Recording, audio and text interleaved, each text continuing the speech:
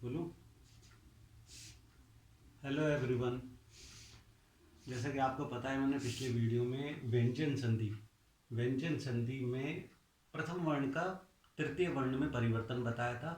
अब व्यंजन संधि का जो दूसरा भेद है उसमें मैं यहाँ पे प्रथम वर्ण का पंचम वर्ण में परिवर्तन, और जैसा आप देख रहे हैं मैंने यहाँ लिखा है, इसका जो व्यंजन संधि के इस भेद का जो नाम है वो एक्चुअल में अनुनासिक संधि है। वास्तविकता में इसको कहते हैं अनुनासिक संधि। एक नाम जो दिया जाता है वो दिया जाता है अनुनासिक संधि। अब आप सब कहेंगे अनुनासिक क्या होते हैं, तो प्रत्येक वर्ग का जो पंचम वर्ण होता है वो अनुनासिक होता है। मैंने यहाँ पे अगर आप देखेंगे तो मैंने ये लिखे भी हैं अनुनासिक। तय वर्ग का पांचवा अक्षर, ये तय वर्ग का पांचवा अक्षर है, ये च वर्ग का है, वो पै वर्ग का है, ऐसे हर वर्ग का पंचम वर्ण है। तो पाणिनीय व्याकरण में इसका सूत्र एक दे रखा है, यरो अनुनासिके अनुनासिको वा, ये सूत्र दिया है।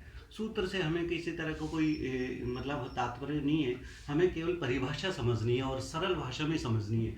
तो परिभाषा क्या कहती है?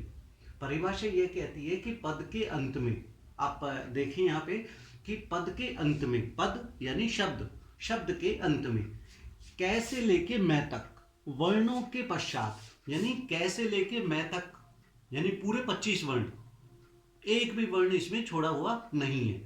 ठीक है, तो पद के अंत में कैसे लेके मैं तक के वर्णों के पश्चात, यानी इन वर्णों के पश्चात अगर मान लो किसी भी वर्ग का पांचवा अक्षर आता है, ये देखो मैंने यहाँ पे लिखा है अनुनासिक आता है, मैंने लिख रखा है कोई अनुनासिक आता है। कोई अनुनासिक का मतलब है किसी भी वर्ग का पांचवा अक्षर आता है, तो पदांत वर्ण को, यानी पद के अंत वाले वर्ण को अपने ही वर्ग के, यानी जिस वर्ग का है उसके पांचवें अक्षर में उसको बदल देते हैं। आप इस चीज को थोड़ा सा ध्यान रखें, पांचवें में बदल देते हैं। दो वर्ग मैंने यहाँ पे लिखे भी हैं, आप अगर थोड़ा सा देख रहे हैं तो यहाँ तय वर्ग और टय वर्ग दो मैंने लिखे हैं।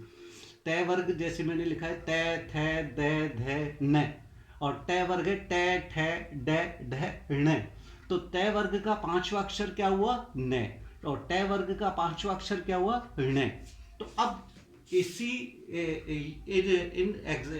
के आधार पे अपन ये एग्जाम्पल हैं, इनको थोड़ा सा करने का प्रयास करते हैं। जैसे मैंने यहाँ पे उदाहरण में तत् प्लस मात्रम शब्द लिया है। तत् में आप देखो यहाँ पे तय हलंत लगा हुआ है, मैंने उसको नीचे ले लिया। ठीक है, उसके जस्ट सामने देखते हैं तो मात्रम में मैं, ये अनुनासिक है, ये अनुनासिक है, यानी पांचवा अक्षर है। अनुनासिक अगर आप ध्यान नहीं रखते हैं तो आप ये ध्यान रखें कि ये पांचवा अक्षर है। तो आपको क्या परिवर्तन करना है? इस तय को परिवर्तन करना है। किस में परिवर्तन करना है? तय के ही पांचवे में। तय का जो पांचवा अक्षर है, ये देखो आप यहां, तय का जो पांचवा अक्षर है न में हलंत लगा हुआ है, हलंत लगा हुआ ही आप लिखेंगे। तय लिखा आपने, यहां पे आपने हलंत लगा के न लिखा, पीछे एज इट इज शब्द उतार दिया आपने। अब जब इसको संयुक्त करते हैं तो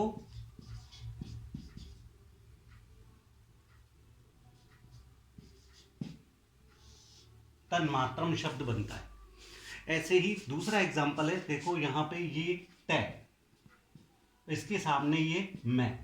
तय को मैं तय के पांचवें अक्षर में यानी न में बदलता हूं, वापस लिखता हूं तो यूं लिख सकता हूं मैं, और एक तरीका और है, ये भी लिख सकता हूं। इस प्रकार से ये संधि भी उसी संधि की तरीके से बहुत सरल है। प्रथम वर्ण का पंचम वर्ण में परिवर्तन, नाम इसका एक्चुअल में क्या है? अनुनासिक। अनुनासिक संधि नाम है, लेकिन वहां पे उन्होंने आपके समझने के लिए सरलता से इस बात को कहा है कि प्रथम वर्ण का पंचम वर्ण में परिवर्तन है, और पंचम वर्ण में परिवर्तन बहुत अच्छे से होता है। अब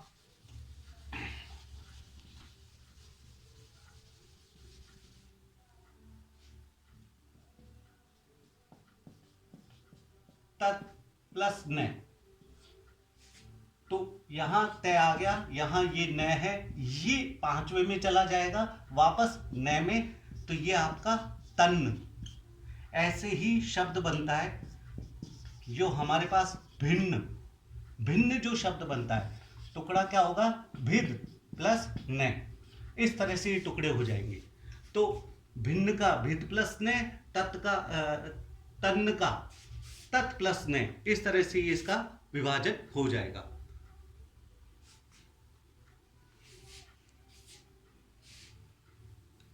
अब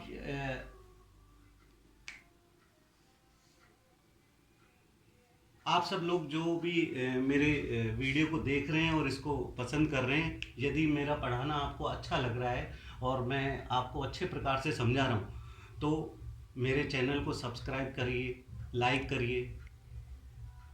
और मैं ये जो 2 संधि मैंने कराई है, इनसे संबंधित मैं इसी अपने चैनल पे ही मैं आपके लिए वर्कशीट और छोड़ूंगा, जिससे क्या है कि आपकी प्रैक्टिस हो सके।